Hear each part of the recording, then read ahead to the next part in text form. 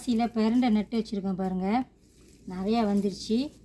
இந்த வீடியோவில் பிரண்டை துவையல் எப்படி செய்கிறதுன்னு பார்க்க போகிறோம். நான் Sivakami, welcome to Siva's kitchen. இந்த பிரண்டை வந்துட்டு நம்ம இந்த மேலே உள்ள தண்டை வெட்டிக்கிட்டோன்னா நல்லாயிருக்கும்.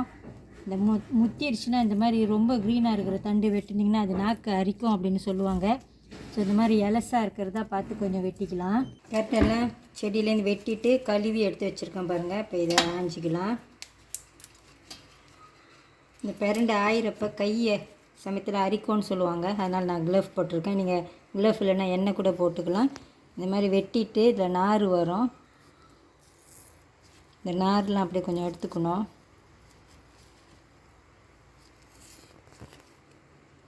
அப்போ தான் அது நாக்கு அரிக்காதுன்னு சொல்லுவாங்க.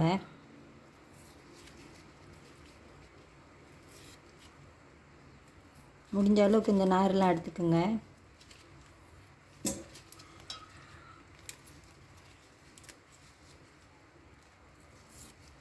நல்லா எலசாக இருக்கிற பிரண்டையாக வெட்டிட்டு வந்துட்டு சுத்தமாக கழுவிட்டு இந்த மாதிரி இந்த நாரெல்லாம் எடுத்துகிட்டு சின்ன சின்னதாக வெட்டி வச்சுக்கோங்க.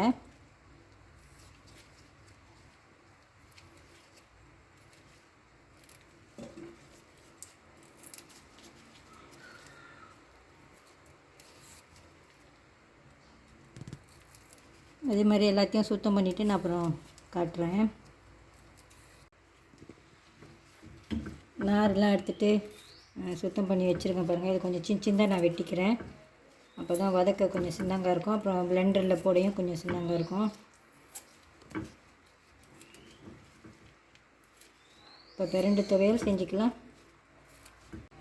கொஞ்சோண்டு கருவேப்பிலை எடுத்து வச்சுருக்கேன், பூண்டு ஒரு 2 பல் பூண்டு, இஞ்சி வந்து கொஞ்சோண்டு எடுத்துக்கோங்க, ஆப்ஷனல் தான். ஒரு காஞ்ச மிளகா, பச்சை மிளகா 2 எடுத்துருக்கேன். புளி வந்துட்டு கொஞ்சமாக நான் எடுத்துருக்கேன் பாருங்கள். புளி ரொம்ப சேர்த்துட்டிங்கன்னா அந்த பிரண்டையோட அந்த மருத்துவத்தன்மை குறைஞ்சிரும், அதனால் கொஞ்சமாக புளி எடுத்துக்கோங்க. கொஞ்சோண்டு தேங்காய் பூ எடுத்து வச்சுருக்கேன். இது உளுந்து. இப்போ இதெல்லாம் தாளிச்சிக்கலாம்.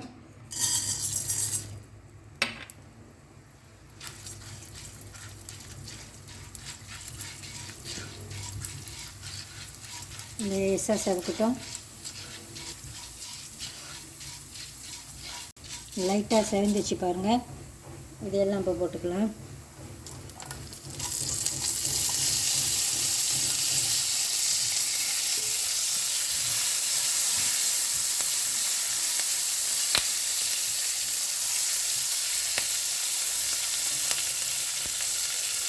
இந்த பிரண்டையை நம்ம தனியாக வதக்கிக்கலாம். இதில் இப்போ தேங்காய் பூ சேர்த்துக்கணும்.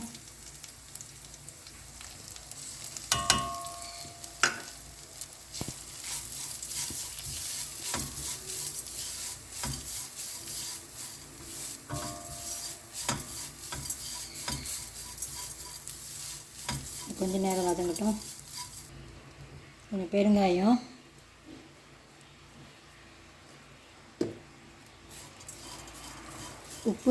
உப்பும் புளியும் அப்புறம் பிளெண்டரில் நம்ம சேர்த்துக்கலாம். பிளெண்டரில் அரைக்கிறப்ப எவ்வளோ இருக்குதுன்னு பார்த்துக்கிட்டு இதை முதல் இறக்கி ஒரு பிளேட்டை வச்சுக்கணும். இப்போ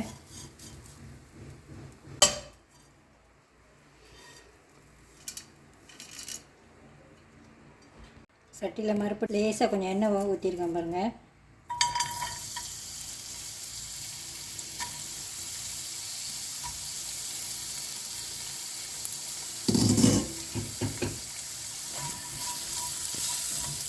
இதையும் நல்லா வறுத்துக்கணும்.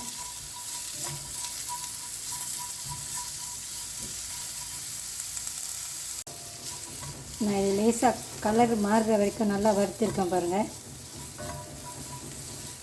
இதே மாதிரியே வறுத்துக்குங்க. நல்லா வறுக்கலைன்னா சாப்பிட்றப்ப நாக்கில் இது அப்படியே கொஞ்சம் அரிக்கும் அப்படின்னு சொல்லுவாங்க, அதனால் நான் நல்லாவே வறுத்துருக்கேன்.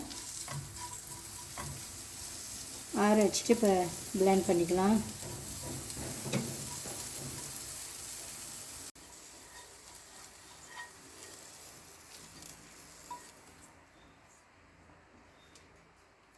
எல்லாத்தையும் பிளெண்டரில் போட்டிருக்கேன் பாருங்கள். பிளெண்ட் பண்ணுறதுக்கு அதில் கொஞ்சம் உப்பு சேர்த்துக்கலாம்.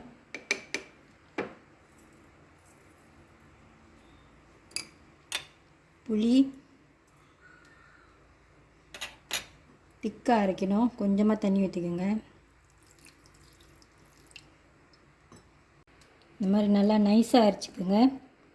ப்ரீமியம் பிளெண்டர் இருந்தால் அதில் அரைச்சிக்கோங்க, அதில் நல்லா அரைக்கும். இந்த ஒரு பவுலில் மாற்றி வச்சுக்கலாம். இப்போ நான் டேஸ்ட் பண்ணி பார்த்தேன், உண்மையிலே ரொம்ப நல்லா இருக்குது. எல்லாத்துக்கும் தெரியும் இந்த பிரண்டை வந்துட்டு ரொம்ப நல்லது அப்படின்னு. நம்மளோட எலும்புக்கு,